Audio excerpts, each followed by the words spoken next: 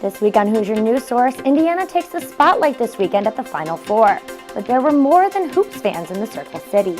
And see what it takes to get an award from overseas as an ROTC cadet. Plus, another IU building gets a name change. See who's getting it and why.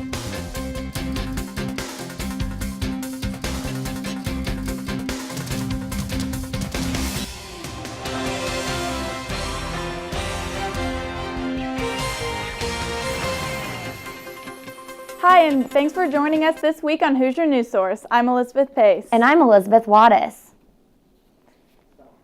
Indianapolis continues to make national headlines, hosting the Final Four last weekend. Folks from all over the U.S. made the trip to see the entertainment, but some were there to voice their concerns about Indiana's controversial RFRA legislation. HNS correspondent Josie Genovicius shows us the protest scene from downtown Indy. Take a look. The Final Four may be the headlining event in Indianapolis this weekend, but some residents and even some people from other states are using this platform to bring attention to social issues. Final Four is awesome for the attention, but I think any one person can change the world with their voice. So these people, whether we were here at the Final Four or anywhere else, we could make a change and difference. All men are created equal.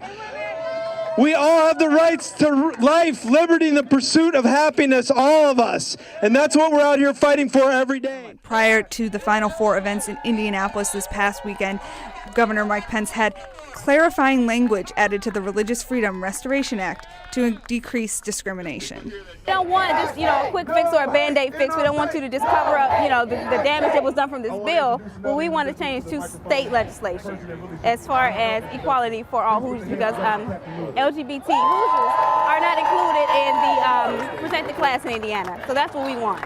It just shows the spirit of this state, and that's what the spirit of the state is: protection, freedom of all people, no matter who you are, no matter your gender, your race, anything, that we think everybody should have equal rights. And I'm proud to see all these Hoosiers out here doing that. Despite controversy before the clarifying language was added to the Religious Freedom Restoration Act, the NCAA now says it agrees with that added language and it will not impact Indianapolis' ability to host events like this in the future. For Hoosier News Source, I'm Josie Genovicius.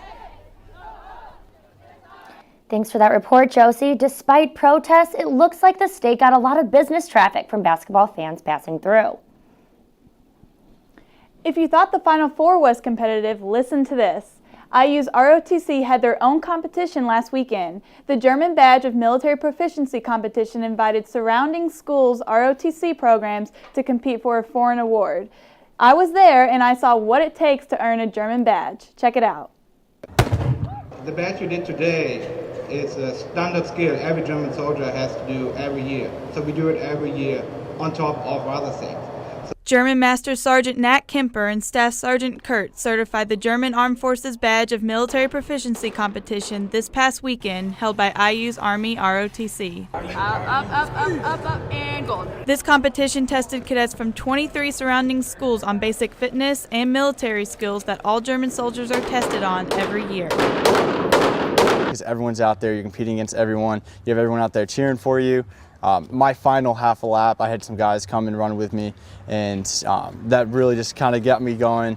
The adrenaline started flowing, I kind of went numb and was able to just keep going. The GPB competition has a wider significance beyond earning a foreign badge.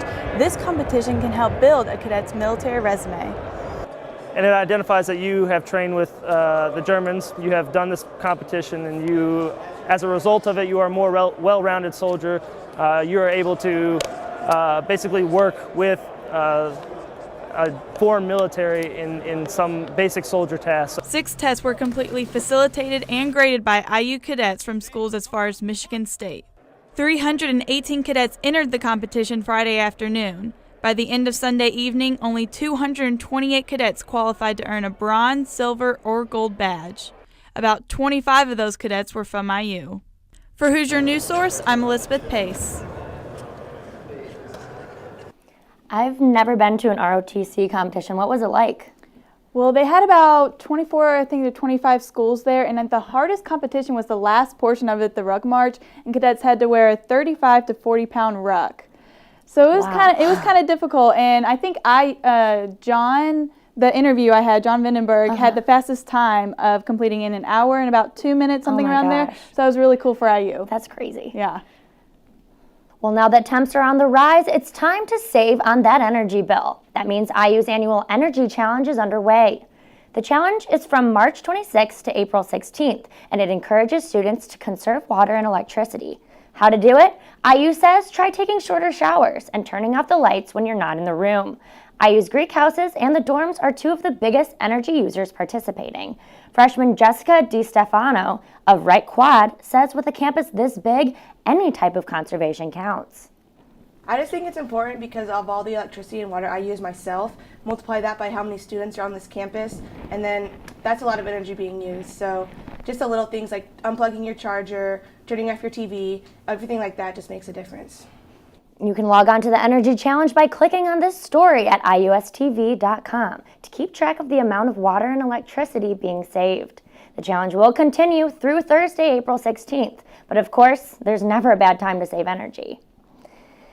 Kentucky Senator Rand Paul officially joined the 2016 presidential race earlier today. Paul's goal is to remake the Republican Party by using a combination of libertarian and conservative ideas aimed to attract minority and young voters.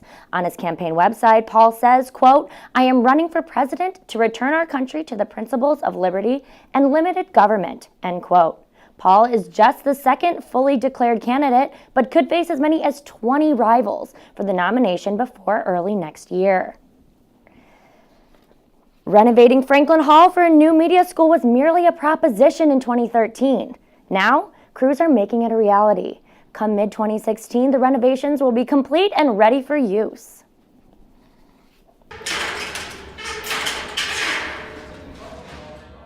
That's the sound of years of debate and speculation being physically put into action. The creation of IU's new media school. The media school will merge 3 departments: communication and culture, telecom, and the School of Journalism. It's not like they put together 3 problem children.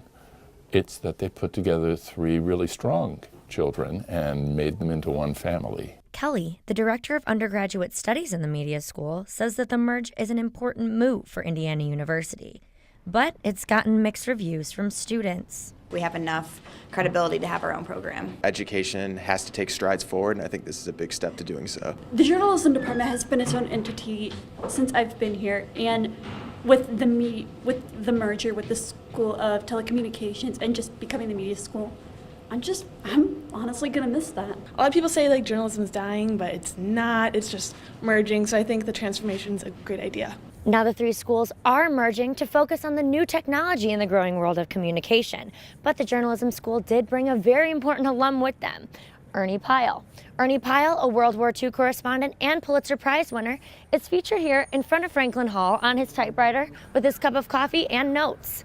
This statue is made to depict the human side of journalism and keep that humility alive. New state-of-the-art facilities will make up the new school come 2016 that enhance the importance of technological growth in the communications field. The media scene is changing so much, and these old lines of distinction are converging in such a way that it probably does make sense that the university put together one program that focuses all of the university's attention on media. The media school is also offering new degrees, like a bachelor in game design. IU's Maurer School of Law recently announced the building will be renamed Bayer Hall. That is in honor of the multi-million-dollar estate gift from the 1964 graduate. Lowell E. Bayer gave $20 million to the school. Bayer, recognized many times for his public service, will receive an honorary degree from IU this spring. School officials say his gift will be used to boost the school's facilities and future expansion. Students are also happy about the change. I think it's a great opportunity for the law school to maintain its facilities, to improve its facilities, to give scholarships to and attract more qualified students and hopefully raise the ranking of the law school. The School of Law's library will also be renamed Jerome Hall Library in honor of Bayer's longtime mentor and distinguished professor, Jerome Hall. Both will be recognized at the renaming events later this spring. And springtime is election time. Keep an eye on your email inboxes for IUSA government polls. Students can vote April 8th and 9th online. Simple as that. You can find more info about the candidates on the Hoosier News Source page at iustv.com. Well, that's all we have for you this week on Hoosier News Source. Be sure to check out our website, iustv.com, for even more campus and local news. And this week we'll be hosting What's Up Weekly on location at the IU Fashion Show, a behind-scenes view, and you won't want to miss it. Also, make sure to like our Facebook page and follow us on Twitter for updates on stories and more. From all of us here at IUS TV News, thanks for watching and see you next week.